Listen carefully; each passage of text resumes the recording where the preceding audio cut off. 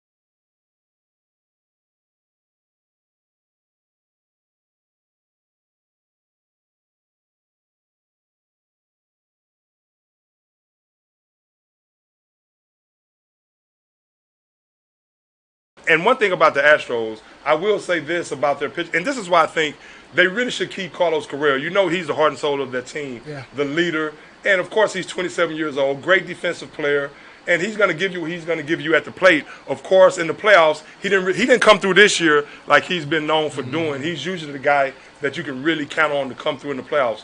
But none of those guys really came through. Of course, Altuve had a good game, and you had some spots here and there. But like you stated, I mean, they left too many men on base. They did not bring their bats. Of course, the first couple of games in Atlanta, they could not take batting practice because of the weather. But that's no excuse. Atlanta wasn't able to do the same thing, but the difference is Atlanta was playing at home. But that's no excuse. Atlanta seemed like they wanted it more. They went and got it in the Astros. They just did not bring their bats to the party and hit on a consistent basis. Now, Carlos Correa, I think, should be on that team again. Now, they offered him the contract. They offered him a contract that he is not pleased with. Right. Right now they put out the initial offer. 5 years, 160-something million. Okay, $32 million a year. All right, I don't feel like doing math right now. But like that, I think, man, Jim Crane, I think they put out a good, solid first offer. This is Texas. This isn't New York or California where the cost of living is through the roof. So $32 million a year. Okay. I think he starts there so he can move up. So like when the Yankees or the Dodgers or anybody else comes in with the big $10 million deal, he can stretch it up to 7. 7 years, $220 million. That'll be a record by far. That'll blow out any Astros contract history of the game, history of the franchise. He'll be making $33-34 million a year. Have a new baby. What he wants? A new baby. Got his wife. Whose wife kind of calls the shots at his house, believe it or not. Of course. All right. Believe it. brand new baby at the house, $30 million. Are you going to want to, got all the family to support here with the new baby, first baby. You going to want to move to New York? You going to want to move to L.A.? You going to want to move to Detroit? You know? Or Boston? So I think it's a good chance. Well, now that's who's scary. The Rangers. The Rangers got money. And they could throw big money at them, and they haven't learned from that. What about Boston, the Red Sox? Boston, that's probably they might be an issue. It's a possibility. Too. You know they're gonna throw some money around. I'm really scared. The Rangers are trying to pull like an A-Rod. Rangers because they're still in Texas, and if they can offer more money than us, and then they really don't got nothing going for them, they ain't got nothing to lose, so they could just break the bank on Carlos. There it is. Well, you know, he probably wants $300 million. He does. He wants $300 million. He wants to be paid. He just likes the way $300 million looks and the way it sounds. And all these other players, Mike Trout, Bryce Harper, I mean, all these guys are getting $300 million. He feels like at this point, the way they're paying these players, that he should be in that $300 million range, and he looks at it as a slap in the face that they're talking about $160 million. Now, of course, if they're able to bring him back with all the pieces and keep all the other pieces that they have, then I think they can make a legitimate run at it next season, because the Astros, that pitching staff, even though they were not great in the playoffs, but you saw the moments, you saw the flashes. What you do get from a team like this, they don't have that big front line pitcher right now like a Verlander or somebody like that. But they have a lot of talented pitchers who got battle tested this past season. I hate they were not able to capture that World Series while you have that core together on the offensive side of the ball. But then you have these guys who are going to have that much more experience coming in next season. And I think they're going to be a very formidable pitching staff.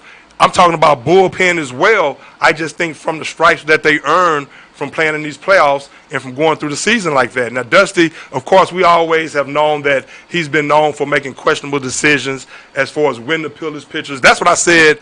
That's what I said before the series started.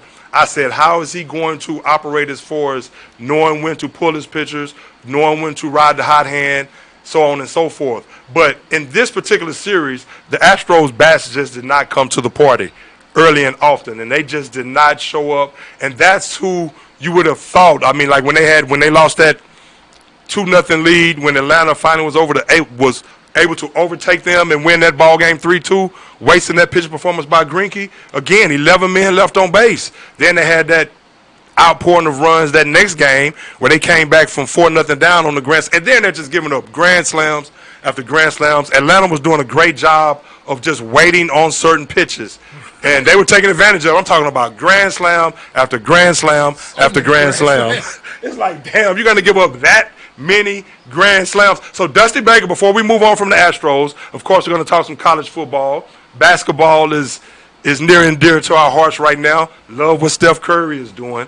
Love what Steph is doing right now in Golden State. Fire. Steph is on fire. Golden State is a team to beat. Let me just say it like that right now. We're going to talk about that. You may feel otherwise. I know the Nets are trying to catch their groove right now. But Dusty Baker is back for one more season. And I think that's warranted. You're talking about a guy who will be back for his 22nd, for 2022. 72 years old, posted a .534 winning percentage over 24 years as a manager, but over 5 division titles with 5 different teams. But the one thing that has been able to elude him thus far is a World Series championship. And so he has another season to get that done. I think if they bring Carlos Correa back, if they find a way to work that out and keep everyone else in place, people can get healthy, I think they'll be right back in the mix next season and vying for a World Series championship. So job well done on a great season, but of course ultimately you wanted the World Series championship.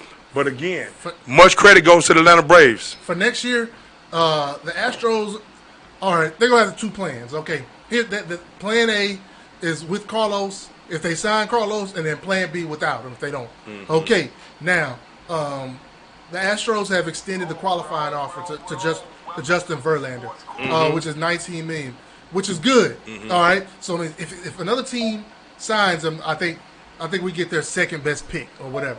Okay, and that's fine, okay, and that's fine, and that's fine and good. But like, here's my thing. I think we can sign him to another deal. Like, and he was throwing 96, 97, 98 in his bullpen session yesterday. So if you get Justin back, I think you can get Carlos and Justin back on this team. Mm-hmm. But if you don't bring Carlos back, you definitely get Justin back, and you can go out and get Max Scherzer. You can go out and get Bassitt. Bassitt. Is Max Scherzer? Does he still have anything left in the tank, though? Yes, Max Scherzer is just fine. Yeah, you give him 3 years, $100 million, call it a day. Max Scherzer, and that'll be just fine there. If you lose Carlos, you got guys in the minor leagues that's ready to come up. Mm-hmm. We got Pena, Sergio Leone. He's been playing a lot of shortstop. I'm not wild about that. I'm really not. I got you. We could go get a third baseman and move Bregman over to shortstop. I'm not wild about that. I don't know if Bregman's quick enough to play short anymore, But he might have been. He was hobbled a little bit by his injuries, but I think we'll be all right. We got center fielders galore, obviously. We're good in our outfield with Tucker, and we got Brantley coming back probably for a swan song, and then Alvarez, of course. Alvarez. Yuli, he didn't show up in the playoffs. Yeah. Go Yuli holding down first. Altuve, of course, at second, and either Bregman or somebody else at third. So the Astros are going to be right back there knocking on the door again next year. Regardless, we're going to. I mean, if we get Carlos back or not, we're going to spend a bunch of money. If we don't, if we do, we're gonna bring the band back. Possibly bring back Verlander, Lance. Hopefully, Lance will hold up all year in the playoffs. And the Astros, fear not, we'll be good. Okay, we will see. Again, Dusty has a chance to do it all over again. I'm glad they're giving him another chance. Yeah. And again, much kudos to the Atlanta Braves for getting the job done in that World Series. And so we'll see baseball season return before you know it, of course. But, Brett, right now, college football time right now, of course, who do you have winning it all? I know Georgia's looking like a team that cannot be stopped right now. I mean, one of the only top 10 teams this past weekend that actually looked like they belonged in the top 10. They're one of the only teams. I mean, that defense, you had now they gave up the first 3 points to Missouri, and then they 40 unanswered by them. The defense is brutal right now. So they'll probably be number one if you look at the rankings coming out here in the next hour or so. I'm sure they're not probably. What am I talking about? Probably. They will for sure be number one. Do you think anybody can handle Georgia? Yeah. There's one team that can handle Georgia. That team that plays in Tuscaloosa. Bottom line. You think? Yeah, I think so. I think it's a mental. I think it's a mental thing. Saban got over the entire state of Georgia. Mm-hmm. When they go there to play, they win, and every SEC championship. When they go there to play the Dogs, they win. I think Saban just got that number. He just got peaches. He got mind control over peaches and everything. I like Georgia. I think this is their best opportunity to knock off Alabama. Alabama is vulnerable. Stetson Bennett has been playing well. Even though JT Daniels came back, he was rusty. But I don't think they really need him to play well because of how good Stetson Bennett has been playing. Yeah, again, that defense now they play the Vols this weekend. Is that a trap game? That could be a trap game. It could be, but I doubt it. They might start slow, just like they did last week, and then turn the gas on. As soon as as the quarter changes. And then I expect them to win by at least 3 touchdowns. Wow. So, but Georgia is strong. I really like Georgia. I think if they get past Alabama once, I think Alabama will still. Alabama with 2 losses will not get into the playoffs. Well, you know what the dilemma becomes, and this makes a lot of sense. If Texas A&M runs the table, because that's the dilemma we're facing now with a lot of these teams. I mean, look at Oregon right now.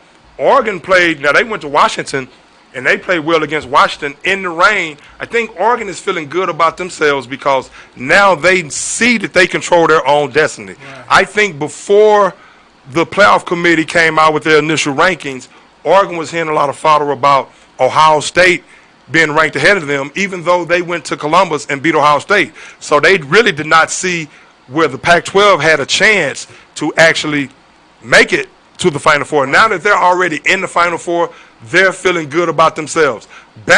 Situation with Bama, if A&M goes undefeated from here on out, A&M is going to be talking about, well, why shouldn't we get in? If Bama has lost 2 games, why shouldn't we get in and we beat them head-to-head? Well, they would have to beat Georgia. In the SEC championship game, okay. Well, I don't Bama will have to be Georgia, definitely. I mean, no. A&M, they're not going. A&M has 2 losses, right? Mm-hmm. Yeah. They have 2 losses. So, that's why I say if they run the table, right? And if Bama has 2 losses, but even if one of them is in the SEC championship game, they will represent the West going to the SEC championship game, right? Right. If A&M blazes through and they win the SEC championship game, which I don't see with that quarterback, but but they might not even make it to the SEC championship game. Right. Then, but that's my point. I think they'll make noise. But then I think you still got other teams like.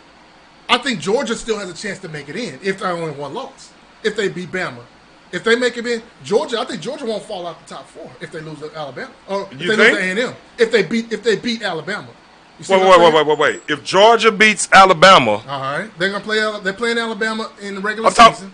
No, they're not playing them in the regular season. I mean, okay. So in the SEC championship game, of course, if they beat Alabama, they're automatically in. So you're saying even if they lose to Alabama, Georgia, you're saying that they won't get in if they lose a close game to Alabama?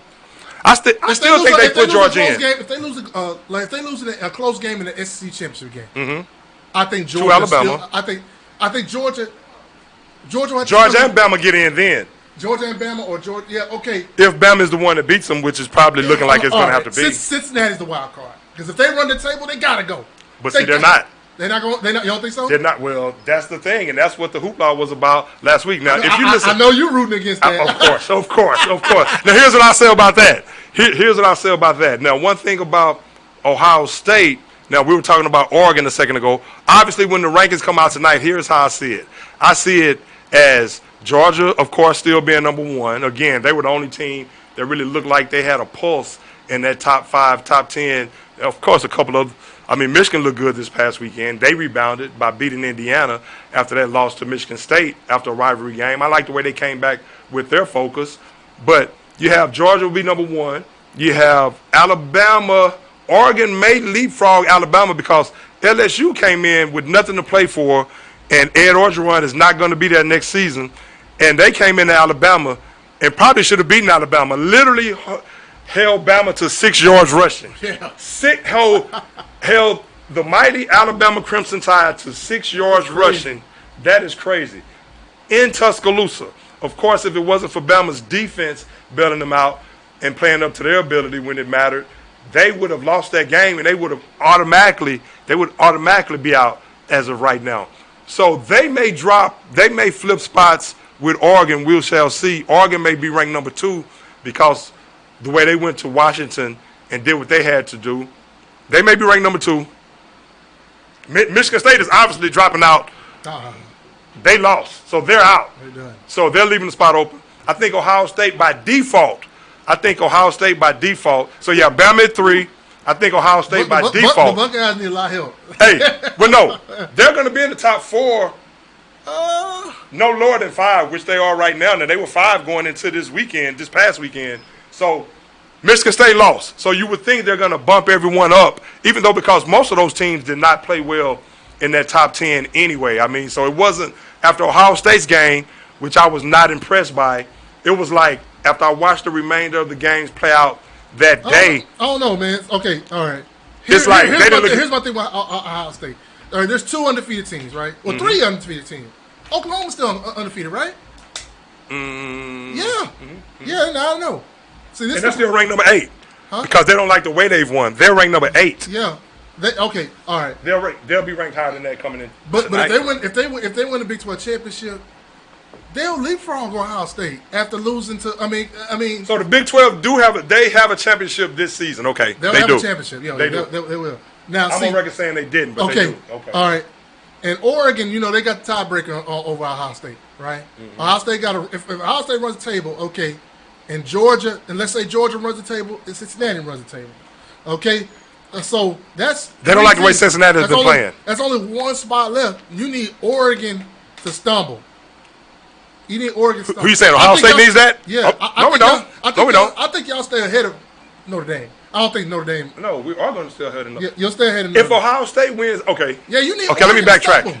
No, we don't, because we're going to be in the top 4 tonight. Now, Oregon will probably get in over us if they win the remainder of their games. Yeah. But the thing about it is, if we run the table and beat Michigan State, of course we have Purdue this upcoming weekend, which is going to be a tough task. Then we then we beat Michigan State and beat Michigan, who will be ranked maybe number 6 or 7. Then we win the Big Ten championship. Ohio State is getting in. Let me tell you how it's going to work. Yeah, because they're at 4 right now. After tonight, they're probably going to be at number 4. So how are they going to lose out if they win the rest of their games? How are they going to drop from 4? That's why, I'm going to tell you, that's why they actually put Ohio State right there in that position last week. They were saying, Ohio State, here's your chance. We're putting you right here at number 5. And that's one of the reasons why they made sure they put Oregon at 4 and went ahead and said, okay, if you guys win out, you're in. But they're really saying, Ohio State, if you win out, you're in. But we cannot put Oregon, we cannot put you out in front of Oregon. So Oregon has to be number 4. Right. You all be number 5. If you beat Michigan State when you guys play, and Michigan State is number 3, you see how they have Michigan State entrenched at that number 3. You beat Michigan State, you guys are in there. And then, of course, if you beat Michigan. So the situation is Cincinnati if they didn't have Cincinnati in that top 4 or top 5 after beating Notre Dame before they had the initial rankings last week, and they're not impressed, if you listen to all the media, if you listen to these guys and you just listen, everything is about how bad Cincinnati is playing against inferior opponents, and they're not. That's just how it's seeming right now. And, of course, I'm on record saying that I thought they should have been in the top 4 last week. Yeah. I am on record as being saying that. But they're looking at them having the 102nd worst, schedule or easiest schedule or something to that effect, to where their schedule is ranked 102nd in the opponents that they've played. And they've played a lot of teams that are under 500 as of late, and they have not fared well. So, honestly, and at the end of the day, it's about that moolah, it's about that money. And so they're going to want the teams in there with the tradition, at least for this season. You know how the committee is looking at it, Brett? Yeah. The committee is not looking at it like really caring about no one's feelings. They're saying, okay, at some point we're going to get an 18 playoff. It may even be next season. But this season is only 4 teams, right, and we know the 4 teams we want. Now it's up to those teams to go get it done.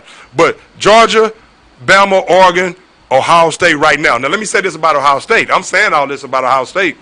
Ohio State right now is not looking like a top 4 caliber team. No. Now compared to some of those other teams that's faltered as well, maybe so if you think that when they're clicking on all cylinders, of course. But if you look at them against Penn State, I was not impressed one bit about how we looked against Penn State.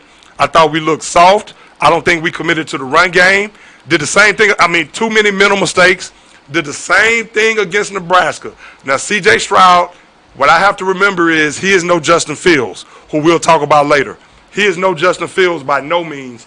And the intangibles, I'm still waiting to see. Now, I don't think he's been helped out.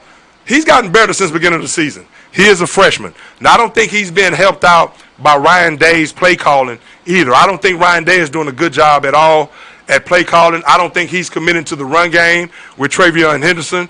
I think he's getting away from it too soon, and he's not giving his big offensive line a chance to really get into a rhythm where they can start mauling these smaller defensive lines. These young, quick defensive lines are just getting around them now. They're rested because you're not committing to the run game. You're not leaning on them. And in essence, everything is discombobulated. Ohio State just cannot seem to get into a rhythm. Too many mental mistakes.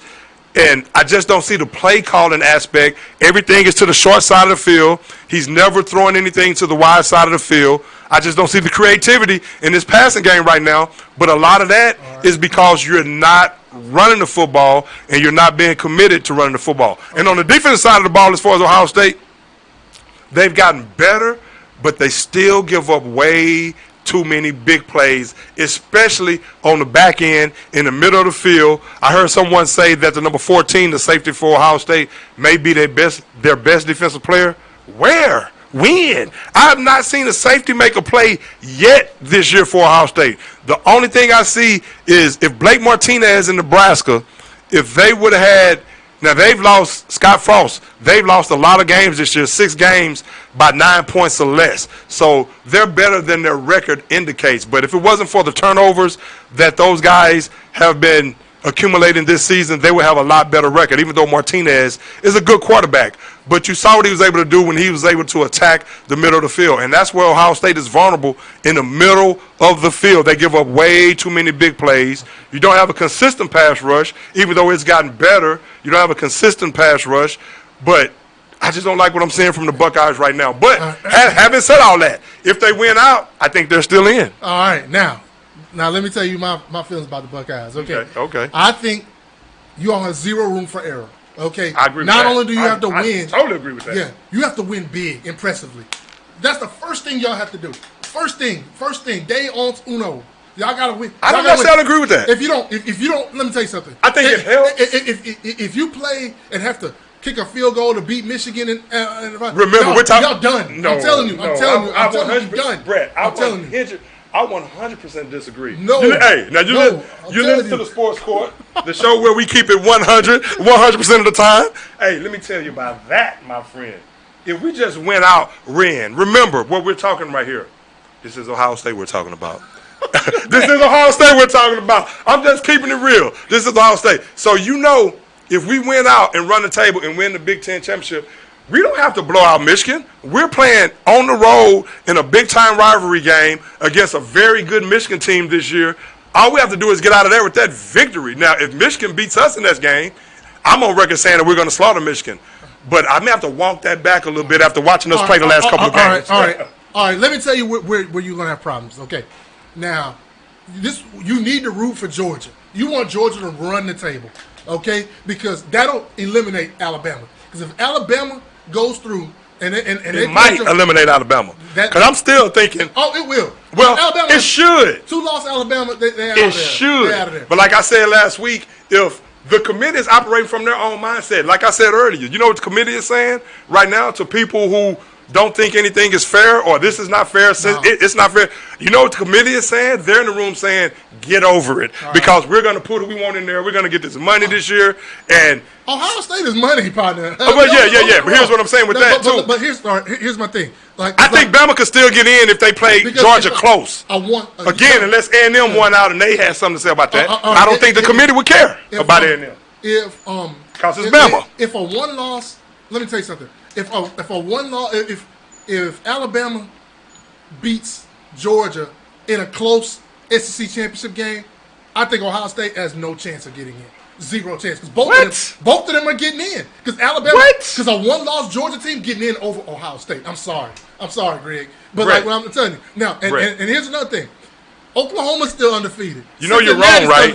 Huh? I said you know you're wrong, right? No. Hey, no. A one-loss Georgia team versus a one-loss Ohio State. Who getting in? But it's not going to be versus Ohio State because if Ohio State wins the Big Ten championship, they're in. And if they're already in here's what I'm telling you. If the rankings come out tonight, have the rankings been made as of yet? Not yet. It doesn't look like it. At 7 o'clock, I think they make the rankings. If Ohio State, by default, again, because we did not play good in that game against Nebraska, nor do we play good against that game against Penn State. But, of course, Garrett Wilson didn't play last game either. But I think everything hinges on what happens against Purdue.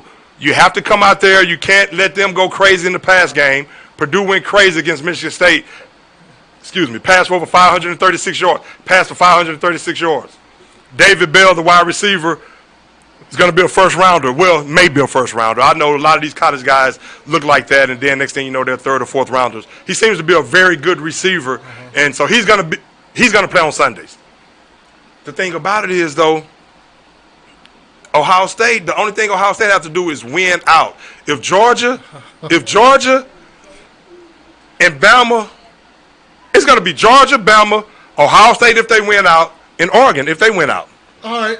That's just the way it's headed right now from the way the rankings are right now. What makes you think Ohio State has to beat Michigan by a lot when Michigan will be ranked number 6 or number 7, and they're playing on the road? Okay, because of this. When it comes down to it, okay, let's say Oregon falters. Let's say Oregon loses the game. Okay. And that knocks them out the picture. Okay, and let's say, Cincinnati wins out and Oklahoma wins out. If they won the tables, if they win, they're not letting Cincinnati in. They getting in, dude. I'm telling you. Hey, Brett, you got to look at Brett. Here's the thing. I like your passion, and I like where you're coming from. I like you saying. I like the fact that you're looking at it from a fairness standpoint. They should get in, but you got to look. You got to check the pulse of what's going on and the way the committee is operating right now. Cincinnati is not getting in, even if they run the table, unless some other teams in front of them, like Ohio State. Ohio State falter. Let's flip it. Oregon. Let's say Cincinnati goes out and loses tomorrow. Let's write them off, okay? Next week, let's like them. And let's say if Oregon, they win the Pac-12.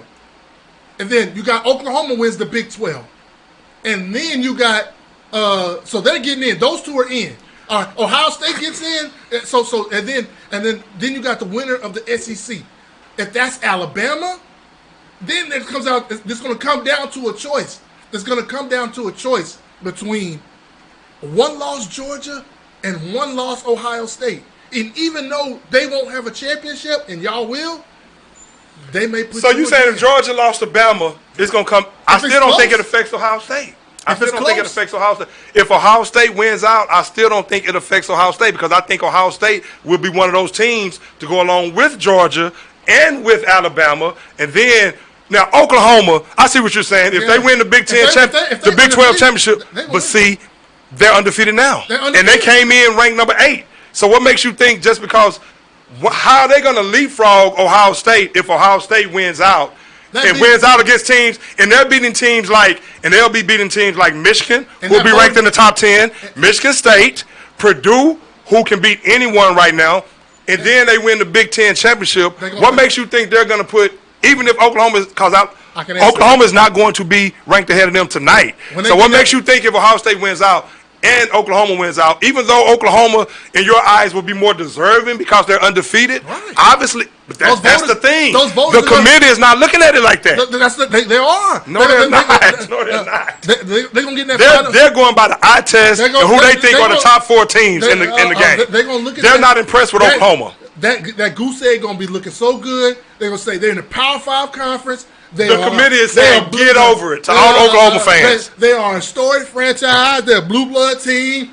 They're going to put Oklahoma in there. They're going to get there. That's logical what you're saying, but I don't think so. And then they're going to look at then they're going to look between. Then it's going to come down between Oregon and y'all. They're going to be like, Oregon beat y'all. So they handled y'all straight up. No. If it comes down to that, us against Oregon, and Oregon run the table, I agree that, of course, they won't put Ohio State in then because they'll be like, that's when they will really take the head-to-head into account, I think, in a situation like that. But again, the only thing I'm saying is Ohio State controls their own destiny, and I don't think Oklahoma controls their own destiny.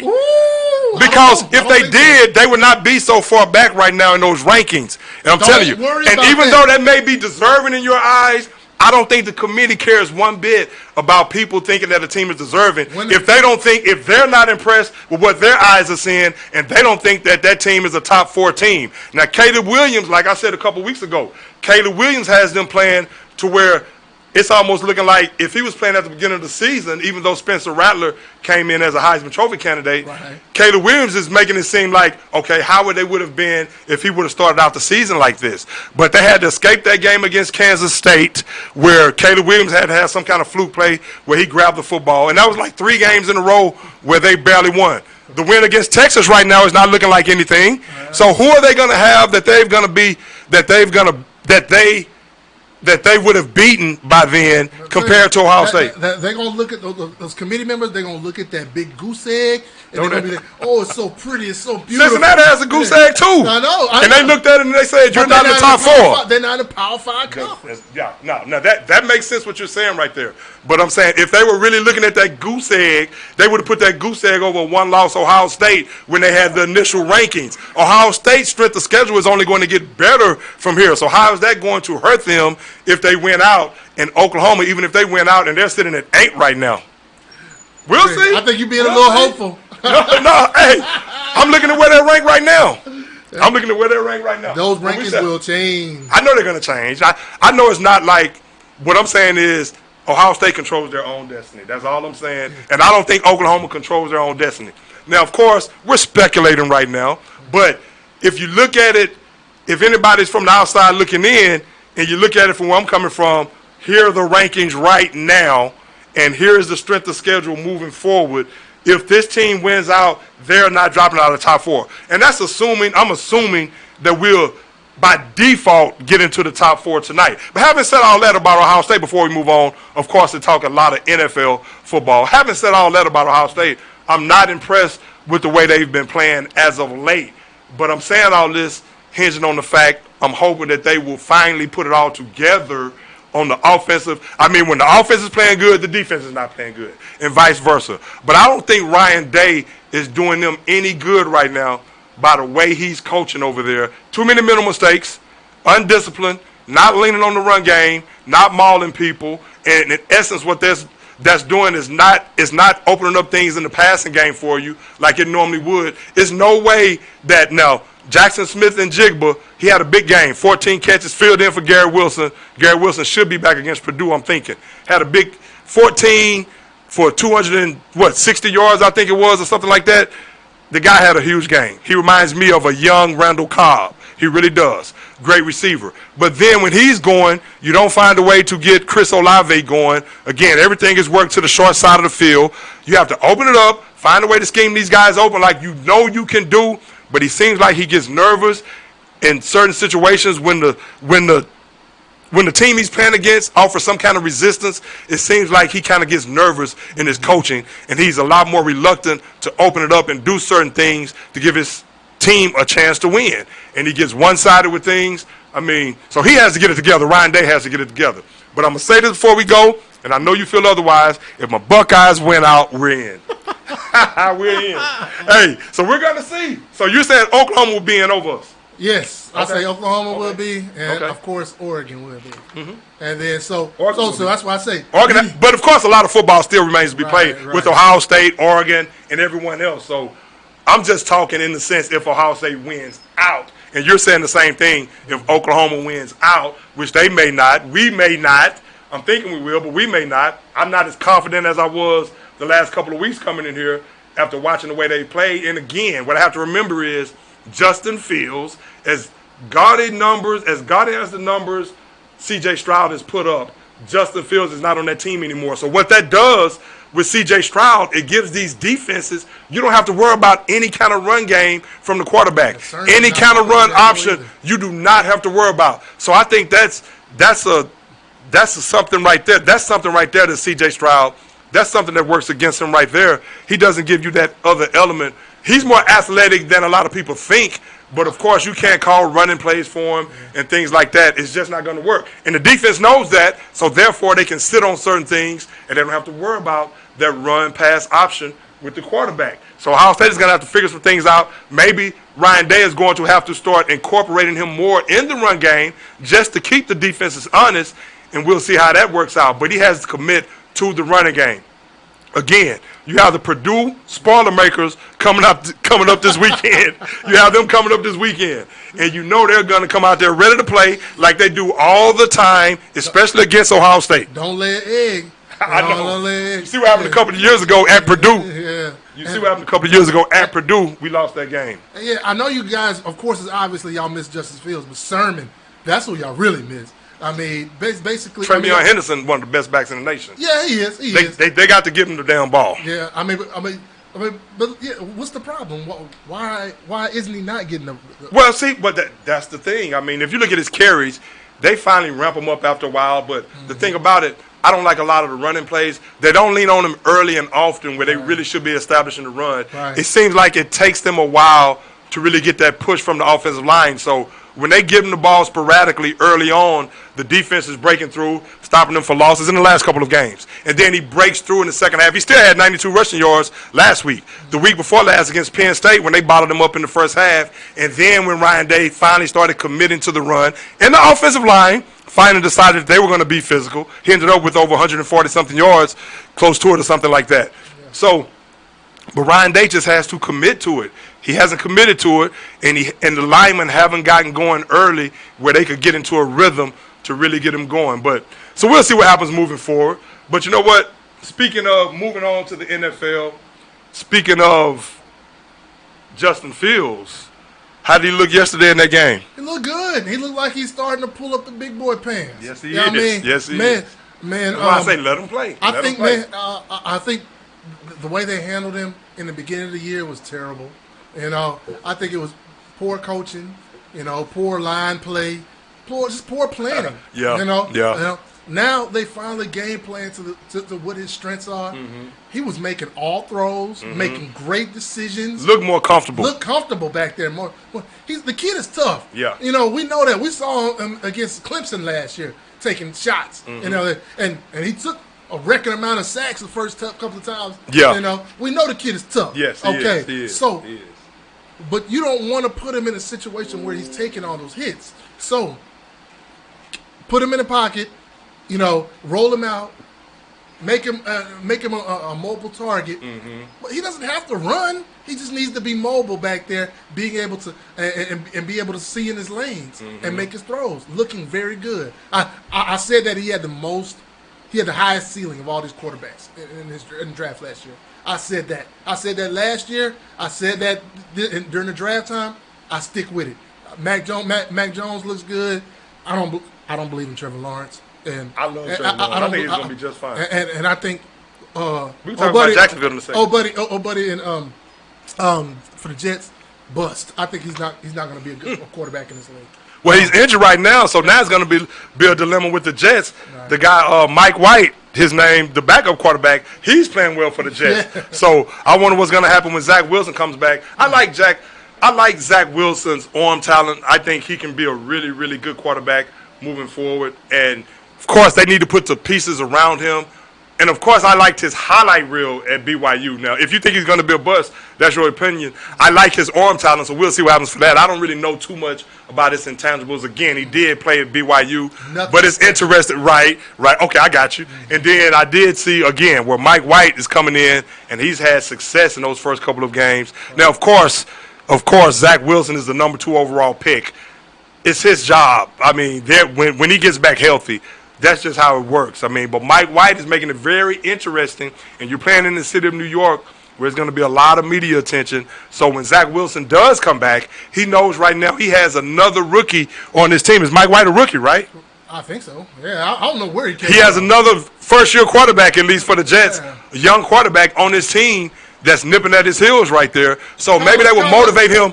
Kind of like the Cowboys in '88, right, with Walsh and Aikman. Yeah. And you know Aikman eventually said, hey, you either going to play me or I'm gone. And Jimmy Johnson like, no, you're the franchise quarterback, Troy Aikman. See, because it was all that Steve Walsh from Miami, in which he had a great career in Miami, of course, with Michael Irvin and those tough Miami Hurricane teams. But Troy Aikman was the man in Dallas, and Troy was like, no, either I'm the man or trade me. And, of course, you see what happened. 3 Super Bowls later, Hall of Fame, and that's what it is. But Justin Fields, I like the way Justin Fields performed yesterday in a loss. Now, we haven't mentioned, of course, we'll talk about the Steelers here real quick. But, of course, it will, albeit in a loss, but not his fault by any means was it Justin Fields' fault in that loss yesterday. Of course, questionable calls by the officials. But I like Justin Fields. I like his poise. I like the play calling. They let him throw the ball. They let him grow up in the pocket. It wasn't like they were just totally leaning on the run game. I like the balance that Nagy was calling the plays with. He was saying, okay, this guy's my quarterback for the foreseeable future, moving forward. We're going to let him get these reps, dropping back, rolling them out. And in essence, what he's doing, the game has gotten slower to him. He's reading things quicker, reading things better. That's why I say it's always good to play a young quarterback. And he's just feeling more comfortable. And just think when he really gets a couple of more weapons at his disposal. Right. So I really like what Justin Fields was able to do last night. Now, of course, he has to continue to work hard. He can't rest on his laurels right there. He hasn't arrived yet, but he definitely has to continue to work on his game, continue to get better. But it seems to be headed in the right direction.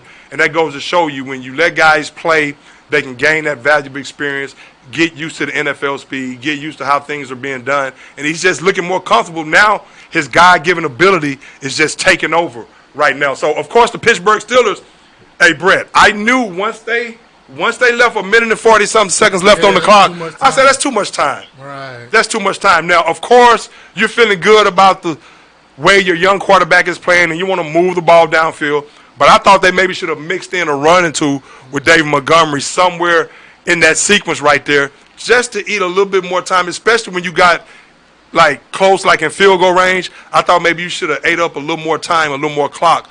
But they were just letting Justin Fields go for what he know, and he just happened to have his quick strike mode going on at that time and struck a little bit too quick for Ben Roethlisberger. I'll tell you this about the Steelers. Mike Tomlin, they're sitting there right at 5-3 right now. Of course, what he's doing is going to fly under the radar, but I'm always here to hype Mike Tomlin up because I think he's one of the best to ever do it, and he doesn't get the credit he deserves. Even though he coaches for the Pittsburgh Steelers, I'm a Dallas Cowboys fan. Used to crush me in the 70s with the Steelers with those victories in the Super Bowls. But I'll tell you this, Mike Tomlin, he has his team at 5-3 when everybody thought that they were probably going to be at the cellar in that division. I never not once thought that the Steelers, a Mike Tomlin-led team, a guy who's never, in his tenure there, has never had a losing season. Now he's 5-3 on the cusp of being in first place in that division. With the quarterback, in my opinion, Ben Roethlisberger, I don't care what Pittsburgh does the remainder of the season. He looks done. He looks toast to me. Yeah. You're right about the Steelers. They might still finish at the center of that division. That's the best division in football. It is. I mean, I think people want to say that the NFC West. But it's the AFC North, especially the way that the Bengals came physical out. Too. Yeah, the Bengals and the Browns. Bengals have taken a step back. They did. They lost 2 in a row. They lost 2 bad losses in a row. Yes. But that offense is high powered with Burrow and Chase and Jamar Chase. Woo! Yeah, man. And Mixon is coming. Oh, he's nice. Yeah, I really like Oklahoma. him. But Pittsburgh. They could. I mean, I can see them winning 10 games and finishing last in the division. Or I think Cleveland probably would finish last. I think they can win 9 or 10 games. If that was any other team last night, they would have beaten Pittsburgh. Yeah, in that game. You're right. And now, I like the defense. Division. Yeah, I mean it is. I like the defense. I guess my point is, I like the job that Mike Tomlin is doing because if you think about it, and Brian Greasy said it best at the start of that show last night with him and Louis Riddick. When they do that show on Monday Night Football right there, he said it at the start. He said, you're talking about a Pittsburgh team. Think about it. They came into that game last night at 4-3. When going into the season, a lot of people thought that they would be a team that's probably at that point lower than that because 4 new offensive linemen, a new offensive coordinator, a new running back, a new tight end. That's what he stated at the beginning of that game, and it made a lot of sense. And that's true. So people expected Pittsburgh to hit the ground running, and it took them a minute. You're still trying to work Najee Harris in. I just hope they don't run him into the ground. It just seems like it's a lot of wear and tear on him. Of course, he's just a rookie, but I hope they don't run him into the ground, man. Right. He takes a lot of hits. Great guy. He's going to be a great running back. But Mike Tomlin, that's why he said a couple of weeks ago, why in the hell are you asking me if I'm going to take the USC job? In essence, he's saying that's a slap in the face. You're saying that I'm not good enough. That's what he's thinking. He's saying that you're saying that I'm not good enough to continue to be a coach for the Pittsburgh Steelers. Right. Why are you not saying this to Sean Payton? Yeah, why are you not saying this? Exactly. Yeah. So what you think about that? What do you think about we know what that question was all about. Absolutely. I mean, we know why he's gotten that question, and Sean Payton has not gotten that question. Absolutely. I mean, we're talking about a guy who's never had a losing season. He just hit the threshold, the 20th most wins in NFL history. Top 20. We're talking about a guy who's not 50.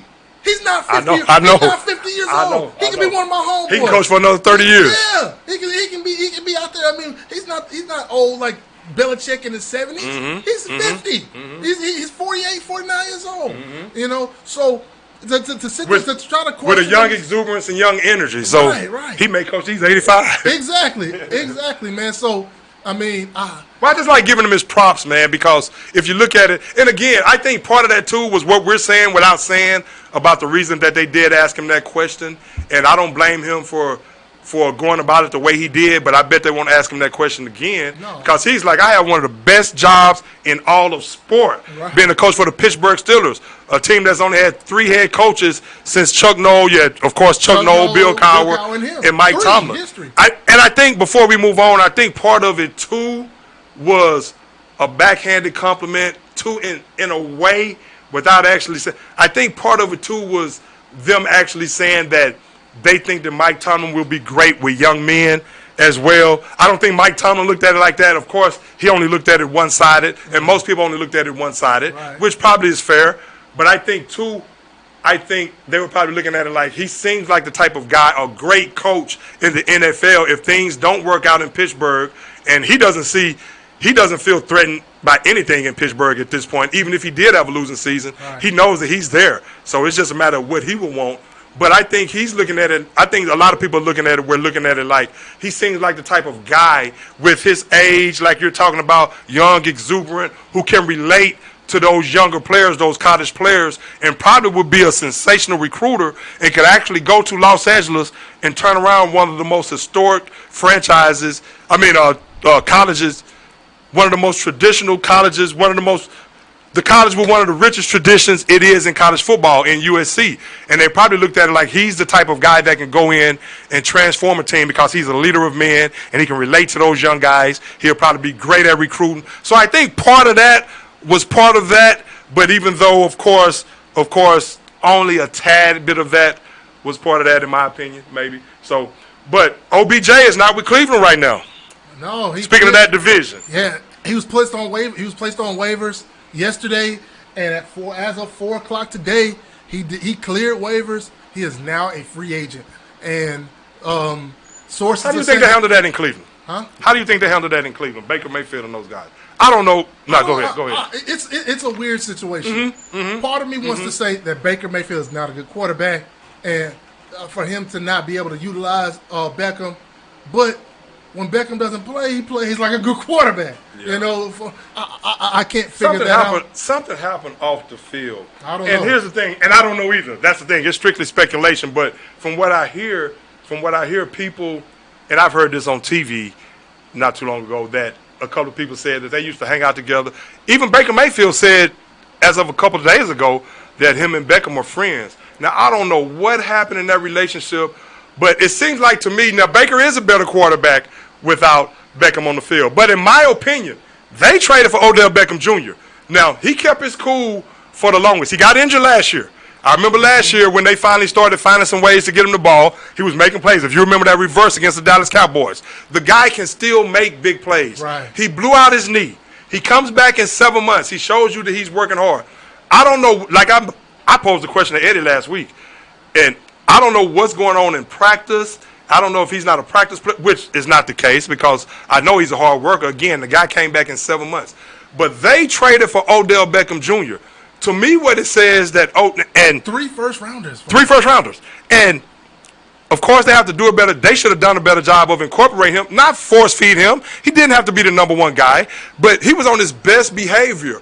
But the thing about it is they're making it like Baker Mayfield was throwing him the ball so much and so often, and it just wasn't working out. Right. And his dad got mad. He wasn't getting the ball. Yeah, did you see the video? No, I didn't, but I heard about it. Oh, wow. His dad went off? It was 11 minutes of bad quarterbacking by Baker Mayfield. Yeah. But, I mean, they were showing him where he was open, you know. And and I know this happens with all quarterbacks. Right. Tom Brady misses guys that are wide open. But these were egregious misses and and decisions that Baker made. It makes you wonder what's really going on. Right. It makes you think that either Baker Mayfield is either very bad at reading defenses or it's something personal. Or he's trying to and see, that's just it right there. And again, this is mere speculation on my part. I'm just talking about it in a general sense right now more than anything. But they said, now Baker Mayfield has said that I heard they used to be friends, they used to go to movies and blah, blah, blah. Now, I don't know if Odell tried to holler at something he wasn't supposed to holler at or what. I don't know. But it's usually only 2 things that really interfere with real men's relationships where men get in their feelings, so to speak. 2 things. Money and women. I mean, and I'll just leave it at that. I don't know what happened in that situation, but of course, Baker Mayfield is playing better now. Well, to me, that's not an indictment on Odell Beckham unless he was causing problems, wasn't practicing hard, or causing a problem in practice. But from all accounts, his teammates liked him. The guy just out there just saying, throw me a bone every now and then. They're not saying you have to force feed him or something like that. But to me, that's an indictment on Baker Mayfield. If he's gotten better since Odell has left, maybe he was in his feelings. He was in his feelings the whole time, and he had to get out of his feelings. I think that's more of an indictment on Baker Mayfield more than anything, that he couldn't get out of his feelings and make things work with Odell Beckham. So that's why I'm at with that. Now, we'll see who claims him. Of course, Seattle was in the mix. They may want to go after him. Green Bay is that's on his wish list. Green Bay? Green Bay. Okay, so Aaron Rodgers coming back this week from the COVID. Him and Devontae really should be out. The 10 days really should be Sunday, but of course it's Aaron Rodgers. Yeah. But that's a story for another day. Other stuff. but if you put Odell Beckham next to Devontae Adams and Cobb, oh wow. Yeah. Now that would be nice. You're giving Aaron Rodgers some weapons. What about the Chiefs? They're saying they're linking them. Of course, he says he wants to play for a contender. Yeah. So they're even saying maybe the Chiefs will be in the mix somewhere. That would be scary too. Mm-hmm. You put him next to Tyreek Hill. The Chiefs look bad right now. You know what I said. Do you remember? You know, I'm an Oilers fan. I know you're not an Oilers fan. Well, I'm a Cowboys. I was the Oilers when they had to run and shoot. Remember the Oilers had to run and shoot? Because they were blowing everybody out the water, and then 94 roll around. Well, I was big time Oilers fan then with Warren Moon. Yeah, it seemed like people started to figure out the run and shoot. Mm-hmm. That's what it seems like with Andy Reid. His first couple years at a place, he'll blow it out the water. When he get a new quarterback, a new toy, he'll blow it out the water first few years, and then teams start to figure him out. And that's what it seems like is going on in Kansas City right now. Mm-hmm. It's like the people are figuring out that offense and not letting anything get behind them. Right. Keep Hill in front of them, everything in front of them. Kelsey, and they're not committed to the run game. And box Kelsey in coming over the middle. So, and you're right. And they don't have a threat at the running game. Mm-hmm. They don't even when they run the ball, they run the ball pretty effectively. The thing about it, Andy Reid doesn't want to commit to it. Right. He doesn't do anything to really keep the defense thinking that they're going to really have to worry about the run for a good part of the ball game. So I don't know what's going on with Kansas City, but they find themselves at 5-4 as well. Mm-hmm. And again, you have some of these teams. The AFC, we were talking about Pittsburgh. Of course, the AFC right now, they have a lot of teams that's bunched up right there. You had Buffalo, who. It is. You have Buffalo, who are most people's pick to come out of the AFC. They let Jacksonville beat them. Look horrible against Jacksonville. I'm telling you, man, I'm going to say this. I'm telling you. Now, I said Urban Meyer was going to win 2 games in a row after he won that first one. He slipped up last week and didn't win last week against Seattle, so they won 2 out of 3. But what I'm saying is, the bigger point was when I said that, at some point, Urban Meyer, I'm not talking about what he did off the field a few weeks ago.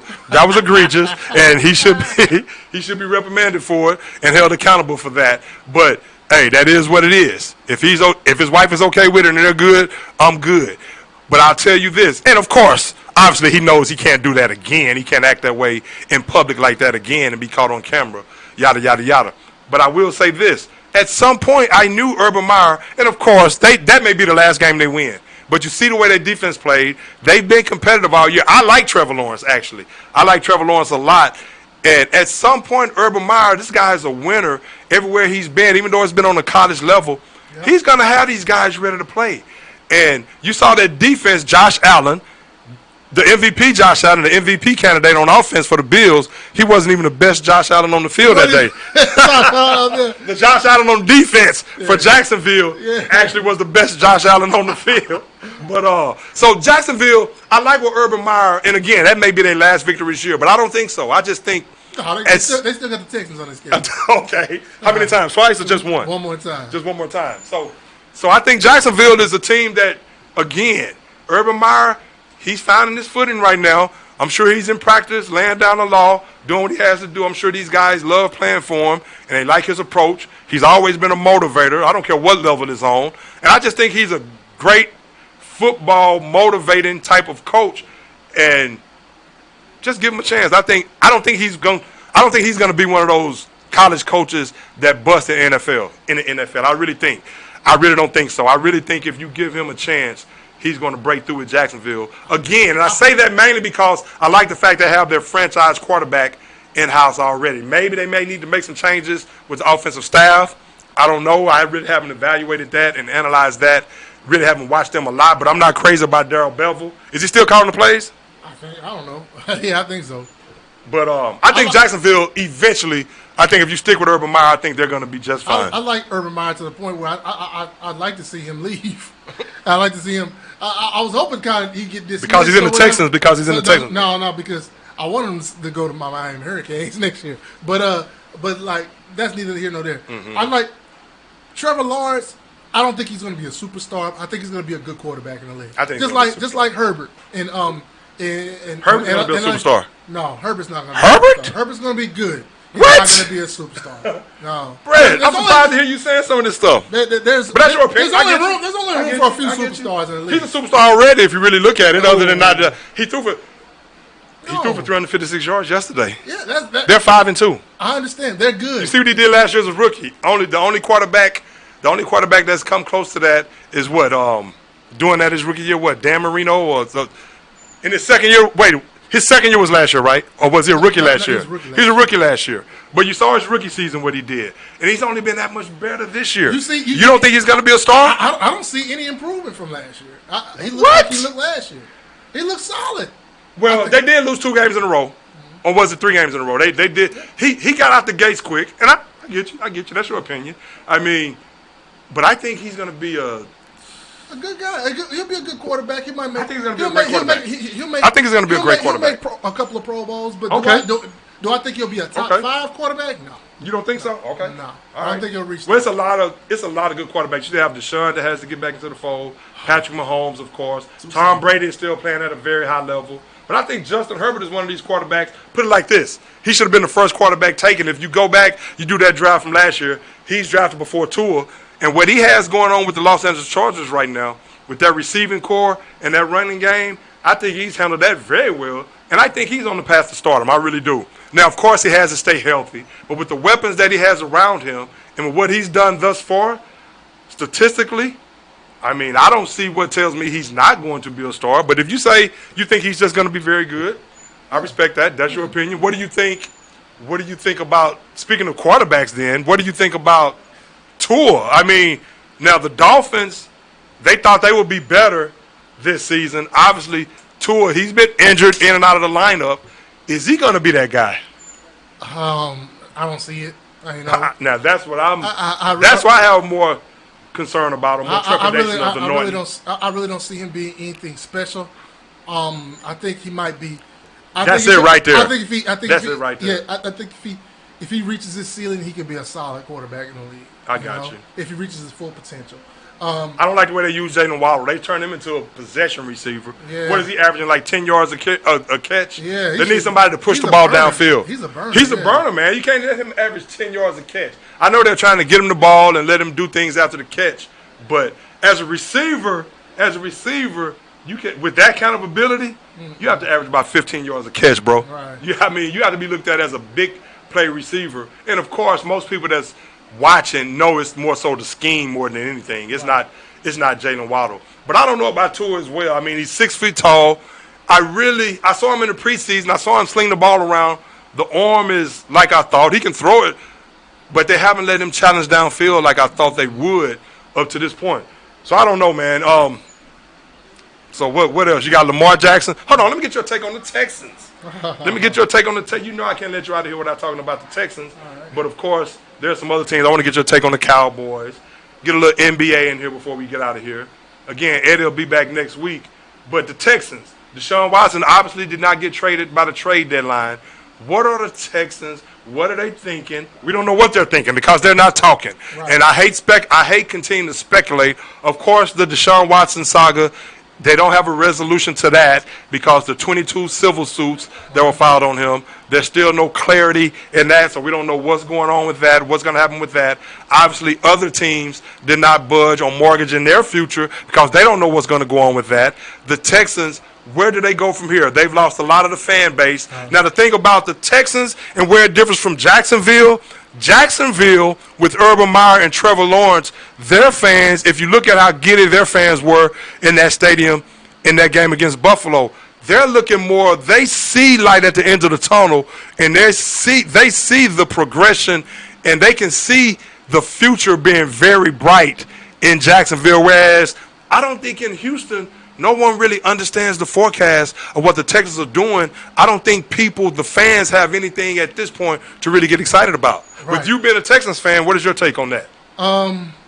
If it wasn't for the Detroit Lions, the Houston Texans would be the worst organization in all sports. Really? I agree. And it starts at the top. It starts at the top with Cal McNair. He's the worst owner in the NFL. And I believe the whole Deshaun Watson situation, so disheartening. I think this is my personal opinion. I haven't heard anything, I think somewhere between the time that Bill O'Brien got fired in week 4 last year and somewhere around Christmas, I think that guy Jack Easterby convinced Cal McNair to move on from Deshaun Watson, despite him just signing him to a 5-year, $140 million extension. Yeah, they did. Right. Okay. Mm-hmm. And then Deshaun comes out in January after all the curtain has been pulled back about what Jack Easterby has done and all that. Mm-hmm. And then the whole fiasco in hiring Nick Caserio. He demands a trade. When he demanded a trade, that was in early January. Cal McNair didn't make any concerted effort to try to talk Deshaun off the ledge.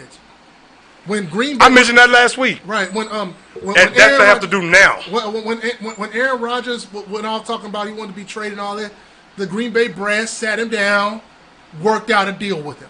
Right. But Cal McNair, he said that Deshaun's on vacation. Stubborn. And we'll talk to him when he gets back and all that. And nothing. We heard nothing. Power trip. You know, so and then when the allegations sabotage, happened, and then when the allegations sabotage, when the allegations hit, he just washed his hands of Deshaun Watson. Yeah, which those allegations were what I think are BS. I really don't believe any of them. I really don't, because especially look at the lawyer, you know, Busby, one of the sleaziest ambulance. He is. He really is. He's already thrown up his flag for the Travis Scott asteroid. He's trying to find clients. And condolences to the people that lost their lives in that Travis Scott concert. That was a tragedy. Many condolences. Sincere, heartfelt feelings go out to the families and the victims, the lost ones, the lost loved. I mean, hey man, the loved ones who lost victims and who lost the people who lost loved ones. Yeah. Shock goes out to them, and again, many condolences. Heartfelt, warm feelings goes out to those people who lost loved ones in that terrible tragedy. I think 8 dead, 23 injured or something like that. And so my heart goes out to them on behalf of the sports court. So our condolences goes out to the families of those victims. Absolutely. And to finish up my thoughts on the Texans, man, they're a rudderless ship. You know, they have no direction. They have nobody to build around. They have nothing. That's one of the reasons why Deshaun Watson wanted out. He saw the talent level drop significantly, too, after you get rid of some of the pieces that you did. The one thing they did right was not trade Deshaun before the deadline. Okay, you want to wait to settle the cases and then trade him before the draft. That's when you want to trade him, so you can see what you're getting. Because like say if they traded him to Miami, all right, and then Miami gives us a bunch of picks. Well, Deshaun's about to make those picks, you know, less valuable because he's going to go over there and win 5-6 games in the last 9. So he can win them by himself. Well, yeah. Why would you do that? So you sit down. We're going to talk about these Cowboys in a second, too. Yeah. Hold tight. Wait till the end of the year. Create a bidding war. But Jets, Broncos, Carolina. I mean, you never know, man. Minnesota might be done with Cousins. Atlanta. They got to be done with They're getting guys. back into the mix. Yeah. Who beat New Orleans this past weekend. Yeah, Deshaun would love to go home to Atlanta. And then now you create a bidding war. But why should I think the Texans should make a good deal? Did they make a good deal for DeAndre Hopkins? That's my take on the Texans. Yeah, did they make a good deal? They haven't been making any astute decisions as of late. So I don't trust them, even if they get draft picks back in return. I don't trust them to even make the right decisions on the draft picks. That's been my thinking. They traded 3 All-Pro players, Greg, and didn't get not one first-round pick. I know. Not one. I know. That's been my take. That's what I've been saying to Eddie the whole time about the Texans is, when we're talking about the Texans, we're talking about a team, like you said, who may be, other than the Detroit Lions, the worst-ran organization in the NFL. And it's just the way they operate and do business. And you can go all the way back to not only Deshaun Watson, but of course, when the last coach was here, your boy Bill O'Brien was here.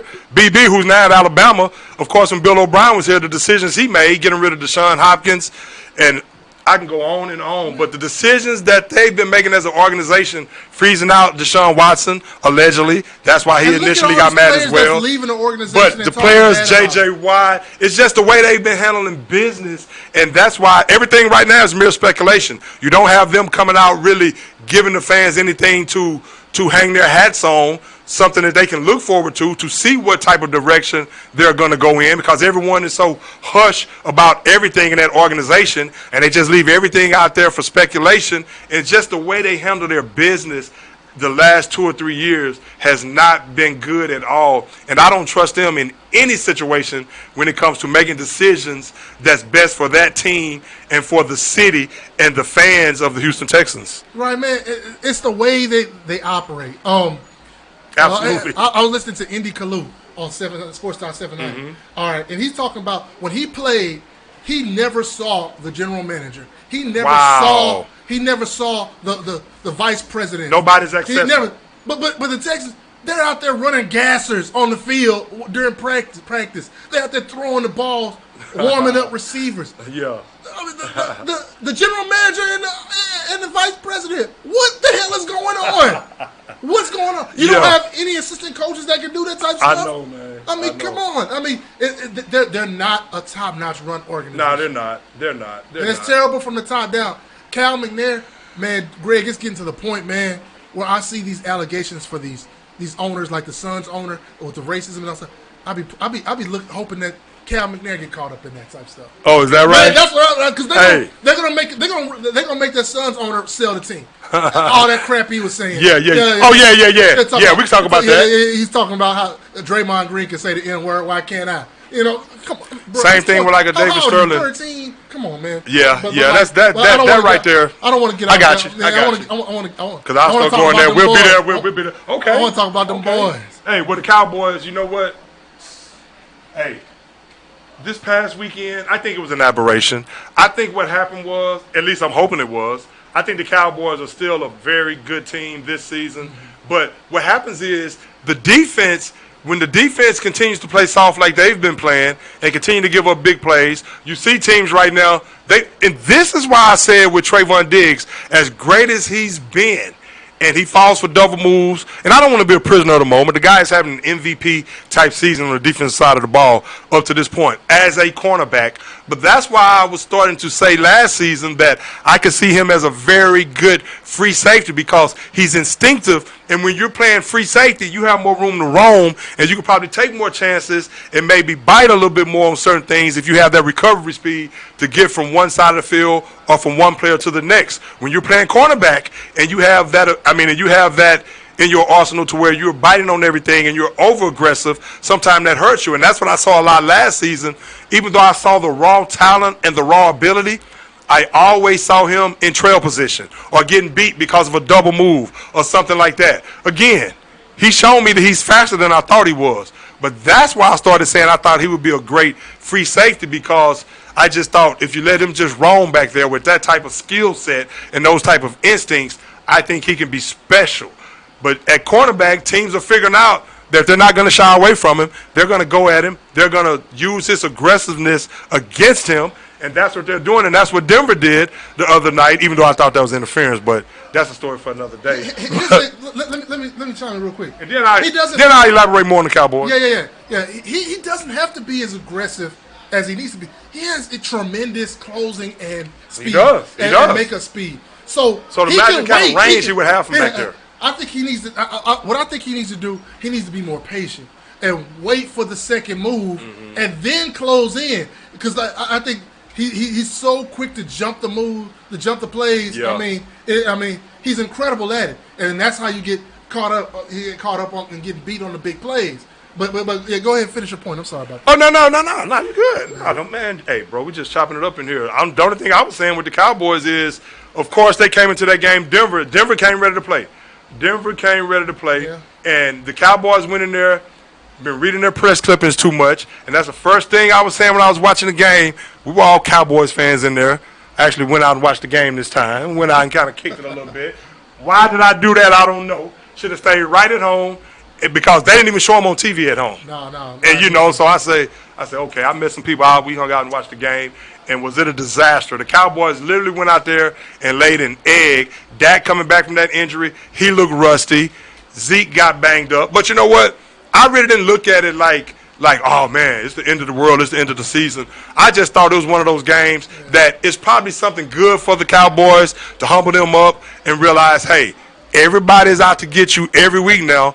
Now, of course, they have a nice lead in that division. Right. Of course, you have like a 3-game lead in the division. So they went in there feeling good about themselves and just took their foot off the gas. Yeah. And, again, the defensive line, I've been saying for the last couple of years, we need some tackles that can stuff the run. You can't stuff the run game is giving up way too many big plays. Yeah. Way too many big plays. I think it was the law of averages catching up. Y'all had no business beating Minnesota without Dak. Y'all had no business winning that game. Hey, that's still a victory. I'm like, let's take that one and run it. Yeah, I'll take it. I like the way Cooper Rush got us home on that one. This is the football gods balancing it all out. But this is for that one. I got you. I like the Cowboys. I think the Cowboys are going to win 12, 13 games. There it is. I think y'all going to have trouble against, the Cardinals, of course. Y'all got to play them. And I think y'all going to lose one of these division games on the road coming up. I think y'all going to lose either at Philly or at Washington. Oh, we're going to lose a couple more. Yeah. What do we have? 2 right now? One loss or 2? 2 losses. 2 losses. 7-2. But here's my. I can see us losing a couple more. Here's my problem with y'all. I think because y'all don't. The rest of the season, I think the Cardinals are the only elite offense that y'all have to face, and they're looking good right now with Kyler Murray, even though he's been hurt. And then I think in the playoffs, you're gonna face nothing but elite offenses. You're gonna face Tampa, Green Tom Bay, Brady, Tampa, who may win MVP, Arizona, who may win MVP at 44. Right. Think about that, bro. LA Rams. That's your age, huh? 44. That's what's going. Yeah. You 44? I'm 45. He's a year 45. older. Like I said, I remember when they brought this guy home from the hospital when he was a baby. Me and his brother were playing in the yard as little kids. But go ahead. But and I think that's going to derail the Cowboys. Is an elite offense is going to really. It's going to be really difficult for y'all to get a first round bye. I think. Green Bay we have to be concerned about. Green Bay, Tampa, and Arizona, Tampa, Rams, and LA Rams. The Rams. It's going to be tough for y'all. The Rams lost this past weekend. Right. Now, if y'all play if in the first round, y'all probably play a team. Y'all might play a team that doesn't have an elite offense. So, you might, you probably get by them. I think y'all might get by them. But second round, you're gonna have to play the Cardinals or Rams. Cardinals, Rams. We're gonna have to get home to the quarterback, and I don't know if DeMarcus Lawrence is ever gonna come back. I like the pressure that Randy Gregory gets on the quarterback. I like the pressure, but again, they can't stop the running game consistently. Too many big plays in the running game. I love what Michael Parsons is able to do. I said this guy's special before the draft. I said if you can't get one of the top cornerbacks, get Michael Parsons. As a matter of fact, I wouldn't care. I would like you to actually get Michael Parsons if he's there, period. I don't care who's on the board. And he's proven to be that guy. But again, you need some run stoppers in the run game. Of course, Dak is going to get Michael Gallup back. The offense is going to be okay. I'm not worried about Dak in that offense. I thought y'all should have traded Gallup because he's a free agent at the end of the year. Could have got something for him. Man. But he's on the cusp of being a great wide receiver. Yeah, he was injured. They probably shopped him. Couldn't trade him. Since he was, they probably couldn't. Because there's no way you can pay him. You can't pay him because you got Coop. You got Amari Cooper over there. You got CD Lamb coming up. There's no way you can pay him. Yeah. And then we'll have to get back to running the football. And I like that guy. What's his name? Number 1, Wilson. Cedric Wilson. And I like him in the slide. Yeah. I really do. Yeah. And so he's been good. So again, I think the offense. I think Dak another week under his belt. I think the offense will come out and they'll be good next week. I think they'll be the offense that we all know. Who do y'all got next week? Who the Cowboys have next week? Man. Let me look that up. I want to say it's a division game. Pull up the NFL. You got the NFL games next week? Yeah. Okay. What is this? But basically, y'all need to get back on track offensively. Mm-hmm. All right, now what was Denver's defense doing to Dak, and what was he doing? So what were the passes? We have Atlanta. Okay, yeah, Atlanta. Yeah, we have Atlanta. Who's coming off? Who's played better? But I think they won 2 or 3 in a row. Yeah, I know. They're playing good right now. But the defense was just bringing it. I think the Cowboys, they just came out flat. Completely came out flat that game. And it was a situation where Denver came out ready to play. The Cowboys thought that since they had just traded Von Miller to the Rams, that they would not be any good or not come ready to play. And they proved otherwise. They came out ready to play. Teddy Bridgewater is doing a great job for Denver this season. He is shown to be the leader of that football team. He's a vet. And Denver he's a vet, a very heady, smart vet. And Denver is showing to be a team that they're going to be a team to be reckoned with. And I think with the loss of Von Miller, that's probably brought those guys together even more because people are counting them out. Yeah, I thought when they traded Von Miller, they were mailing it in. Mm-hmm. But man, and they rallied around and played great defense. Shut the Cowboys out for 3.5 quarters. Yeah, they did. They did.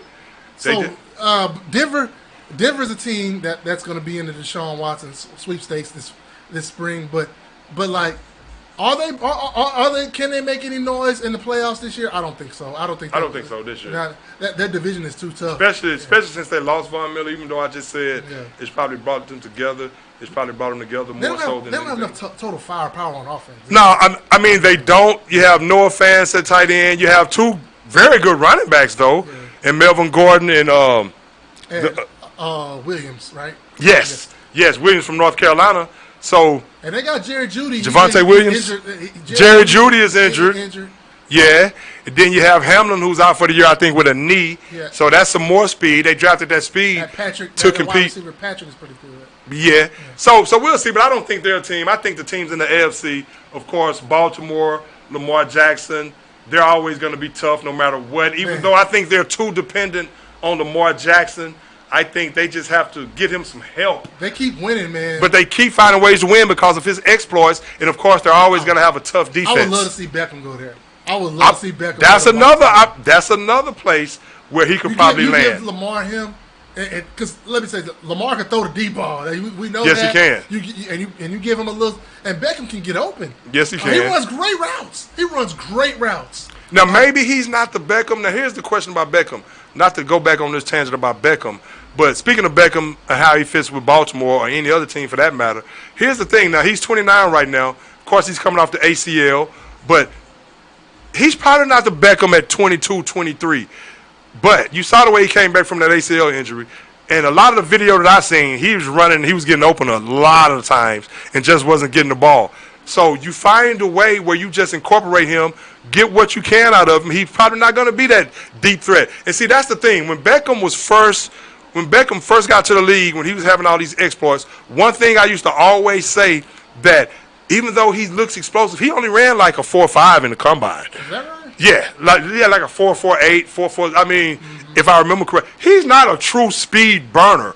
So if he's lost a step, maybe, I mean, obviously that just makes him that much slower. But I still think he can be a big play receiver. Probably not to the level that he once was, but you find a way. You put him on a good team, you find a way to scheme him some routes that works for him, get him open, get the ball in his hand, and he probably can still take the top off a defense still. Yeah, he's explosive. Once that's the ball in his hand, if he's still explosive, he probably still can take the top off a defense. I call him the Russell Westbrook of football. I mean, we can talk about him in a second too. We got to talk about the Lakers. Yeah, man, for real. Woo! But hey, so I mean, then you have who else you have? So the Cowboys, I think, of course, Tampa. Like I said, Tampa's always going to be right there. They're going to be there, man. Green Bay is going to be there when they get Aaron Rodgers back. They're looking good right now. So the NFL, Buffalo, I think they're going to get back on track, even though Jacksonville was able to beat them. But on any given Sunday, we know what happens in situations like that. Of course, the Raiders, they just got rid of former Ohio State cornerback. Now they're without both of their first-round draft picks from last year. Henry Ruggs in that fiery crash that killed that lady. God rest her soul, and her dog. That was sad, and that was terrible, man. I hate that. I hate that for him as well. Hopefully he learns from this. He's okay. His family, I know they're going through it right now, let alone her family. So just all parties involved right there. Such a sad situation. But the Raiders, that shows you right there that Mark Davis, he's trying to make a name for himself. He's operating from a different premise than his dad, Al Davis, was operating from. Al Davis was from the mindset, of course it was a different time. It wasn't any social media and things of that sort. Al Davis was operating from the mindset of just win, baby. Just win. Mark Davis he's like, that's not going to be my culture. Him and Mike Mayock, they're like, that's not going to be the Raiders culture here in Las Vegas. They're already in Sin City, so they're trying to distance themselves from being associated with the teams from the 70s. He's trying to carve out his own path, and so he's not taking any mess from anyone. Everyone is being held accountable that's doing the wrong thing, and he's getting rid of them just like that. And he's setting the tone with this football team, saying it is not going to be tolerated here in Las Vegas. Right. And so if you look at it, Damon Arnett, he's on the video posting photos and videos, him brandishing different guns and talking about how he's going to kill somebody. How dumb can you be? I mean, come on, man. How dumb can you be? I mean, let's feeling immortal.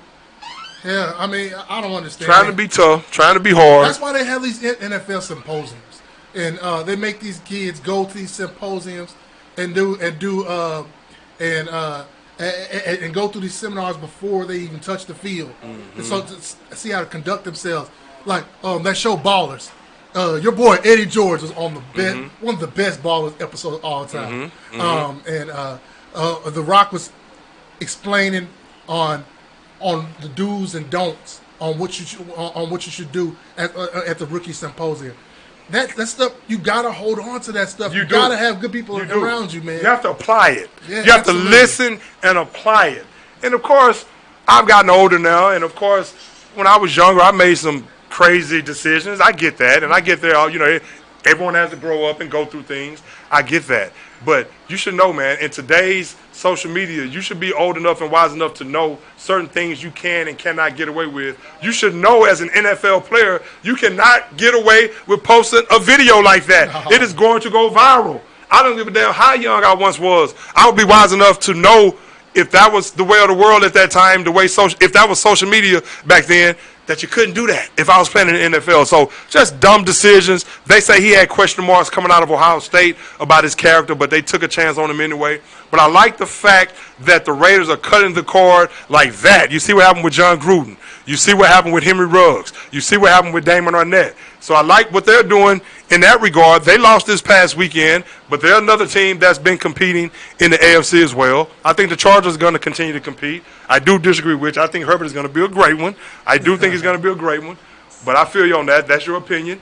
So, hey, we shall see. But let's talk some NBA for a second before we get out of here. Unless there's any other pro team you want to talk about. No, I'm good. We don't really get in here on Tuesday and really talk about a lot of the games from this past Sunday.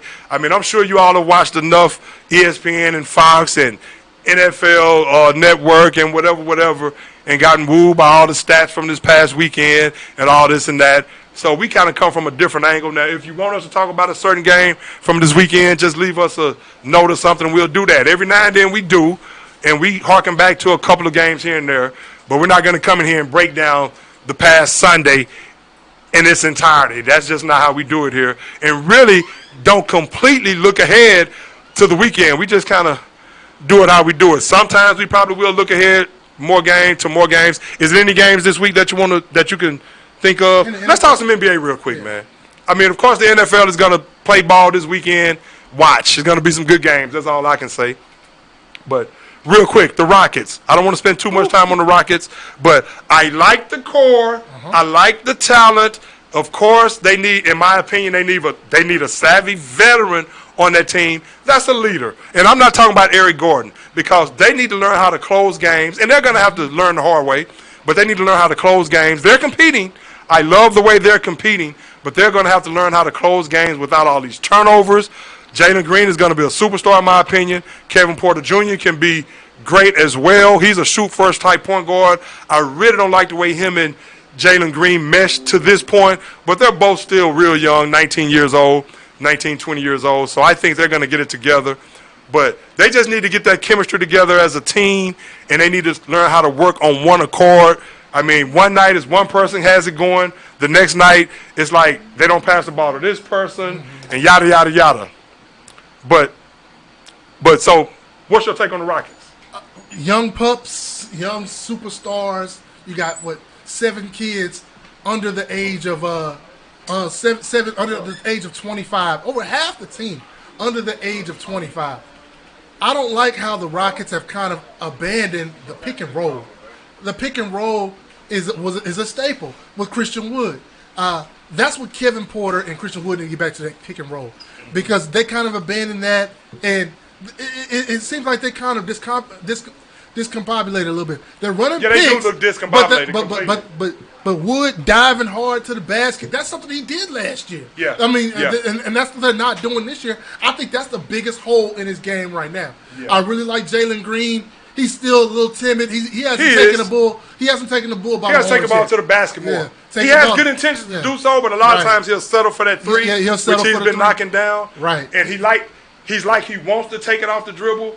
And he's sizing the guy up, and he seems like he has the handles. Right. But it's just something, the way they're playing the defenses now, the way they're not getting these calls right now. Because I saw him a few times in a couple of these games, a number of times go to the basket and didn't get the call. But I don't want him to get frustrated by that because that's his game, because he's that athletic. He's a high-wire type act. Right. He has to get to the free throw line. He has to live at the free throw line.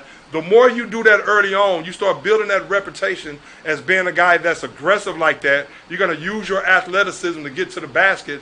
Therefore, it's going to bode well for the Rockets because it's going to slow the game down. It's going to muck the game up at times. He's going to get to the free throw line. He's going to be able to stop the other team's momentum a lot of times. Exactly. So, and plus he has to get stronger. Of course, he's going to put that weight on as the years progress. Yeah, and I think he has potential to be like the next John Morant, and I like him as Kobe. Yeah, Kobe. You know, that's high praise. Yeah, that's super high praise. Well, they're both wing players, and their competitiveness about the same height, athleticism. And the Rockets they have young players that just haven't put it all together yet. Yeah. Like K.J. Martin, Kenyon Martin Jr. That guy is going to be a player in this league.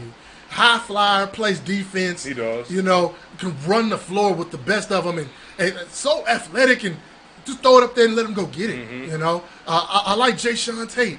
Jayshawn Tate is like a smaller version from Ohio State. Yeah, from Ohio State. He's a smaller version of Draymond Green. Okay, well here's the thing, and I'm glad you went there because that's the thing with those three guys, with him, with Jayshawn Tate, Kenyon Martin Jr., and Waba. No Waba. And Waba, but all those guys are the same size. Yeah. You know, so at some point, one of those guys is going to have to develop some kind of mid-range game or something, but they seem like the same player. Right. They seem like the same player. But the foundation is there for the Rockets. Well, Drayshawn plays a little bit bigger. He plays down. He does. He plays down low. He can shoot the three. He's tough. But he's tough. He's not going to shoot a jump off the dribble. Right. He plays tough defense. Basketball IQ is through the roof.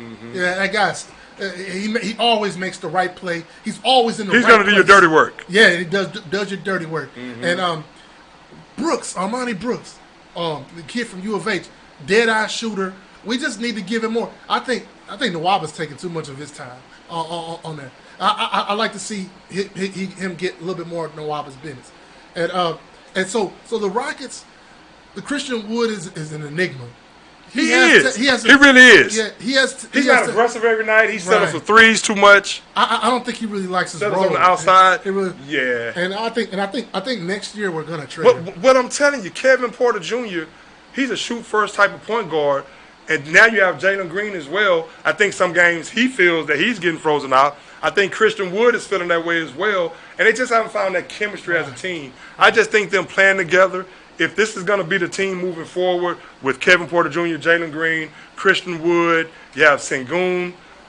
I mean, these guys are just going to have to play together. They're going to have to play together, and they're just going to have to learn how to play in crunch time and clutch moments and play smart basketball. The competitive spirit is there.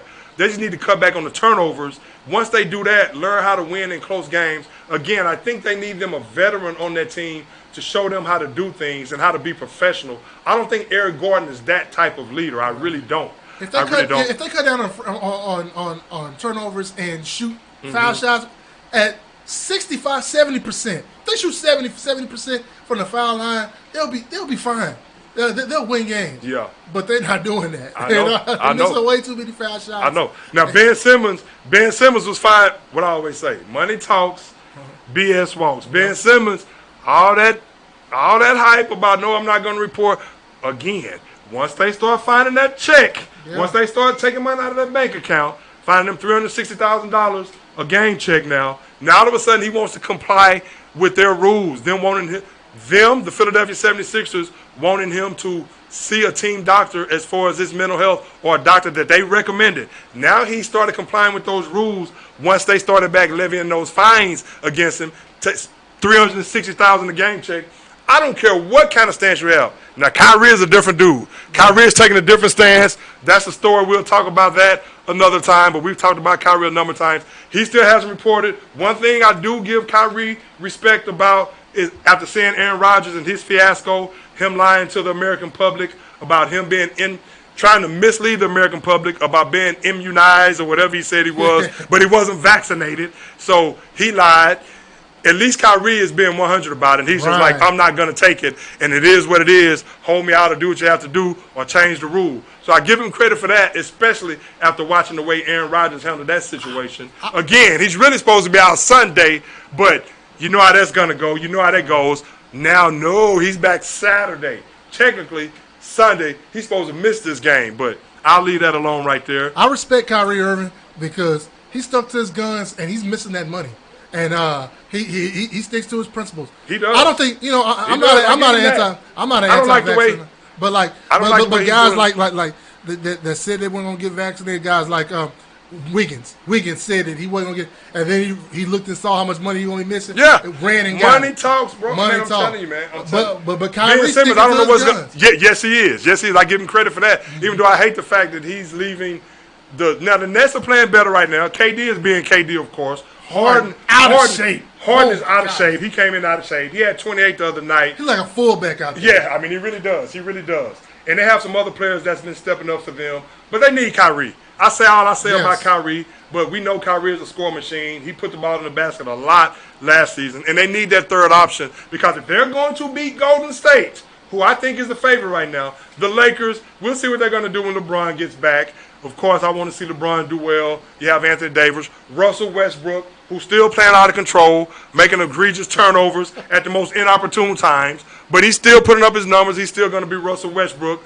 And they're just going to have to let him play through it, and we'll see what the Lakers do once they get some of their players back. But in my opinion, the team to beat right now is the Golden State Warriors. You're talking about Andrew Wiggins getting vaccinated. Not only did he get vaccinated because he was missing game checks, he realized the great position he's in with this team. When they get Clay back and James Wiseman back, with what Steph is doing, Jordan Poole, and they have Iguodala back in the fold. They have a nice Draymond Green, and they're having fun again. They have a nice mix of veterans and young players that's talented. They all know their roles. Everyone is connected on the string, and they look like that team pre-Kevin Durant. They look like that. Even when Kevin Durant was there, they had a nice chemistry.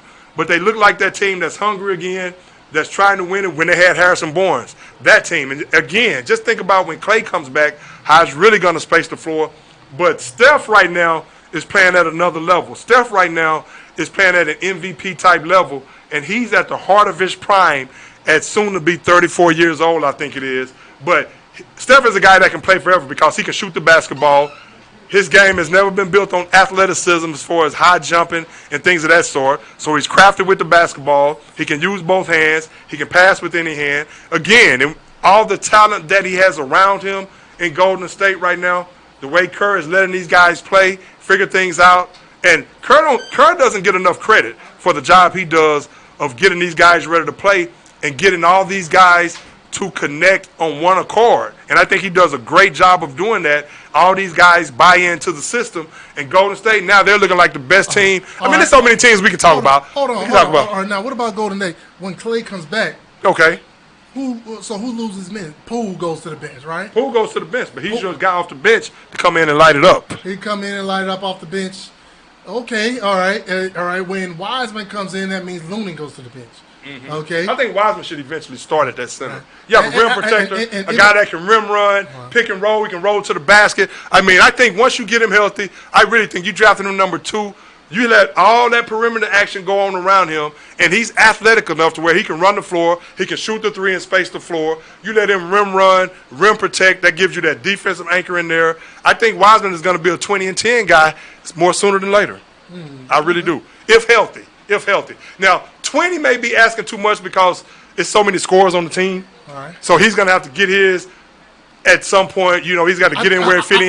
But I think you run some plays for him. You get him going, and that's that other option that you have, a low post presence that you can work the ball to in the playoffs that's going to give you some work on the block. I think I really like Poole. I kind of foresee him. I saw him jumping this season. Mm-hmm. But, I think he's benefiting a lot on the attention that Steph gets. Now, coming off the bench, he's going to be playing a lot of minutes without Steph. Mm-hmm. And is that going to still translate to him playing as well as he's playing now? That's going to be a question. We shall see. Yeah. I mean, I'm not going to say – I don't want to say that they're going to have chemistry issues when Clay comes back. But Clay, he's going to come back, and he's not going to just be automatically 28 18 Clay. Oh, no. He hasn't played It's going to 2 take a while. years. Yeah, but I think the way that team is constructed, I think that's going to allow Clay time. I think going into the playoffs, he will be that found his rhythm, found his legs. I mean, he can always shoot. Yeah. So I think they're going to be in the Western Conference Finals. I think a team like Denver or Phoenix could possibly beat them. I'm picking Golden State right now. I mean, I hear you. Phoenix was there last year. Phoenix, we'll see what they continue to do with Chris Paul. Can Chris Paul, as a 6-foot point guard, as great as he is, Hall of Famer, of course Steph is 6'3", 6'4", but again, I think as a whole, I think Phoenix with Devin Booker, he's a dog. Ayton, I've always liked Ayton ever since he came into the league. Yeah. And I think they're more top-heavy than anything. They have a couple of players that can come off the bench and give you something. But I just think Golden State is so loaded with talent. I'm talking about wing players, veteran players. And the thing I like about Draymond Green and Steph is their passion for the game hasn't waned one bit. I watched Draymond Green the other day. Of course, you know he's going to bring it on the defensive side, set the tone. Draymond is still playing at a high level. His passion for the game hasn't waned one bit. They won a championship, and they're doing all the right things to position themselves to do so. Again, it's early in the season. There's a lot of teams. Utah is playing some tremendous basketball right now. They're always going to be there with Quinn Snyder and Spider. They're always going to be doing their thing. But I think at the end of the day, if I had to choose right now, which I'm choosing right now, I'm saying Golden State, in my opinion, is the team to beat, especially when Klay comes back and Wiseman comes back. Of course, I know LeBron is going to have something to say about that with the Lakers and Phoenix, like you said, with Chris Paul, Utah, and on and on and on. We'll see. But, hey, man, let's get out of here. Let's get out of here. Let's get out of here. Good show, man. Appreciate you, man. No doubt about it, man. Anytime. You know we'll definitely have you back. Enjoyed you being here. Great job by you. Of course, Eddie will be back next week. And we will see y'all next week. The Sports Court. Legends live and let live. Peace. Hit that. You know how to get over there? Stop streaming? Yeah.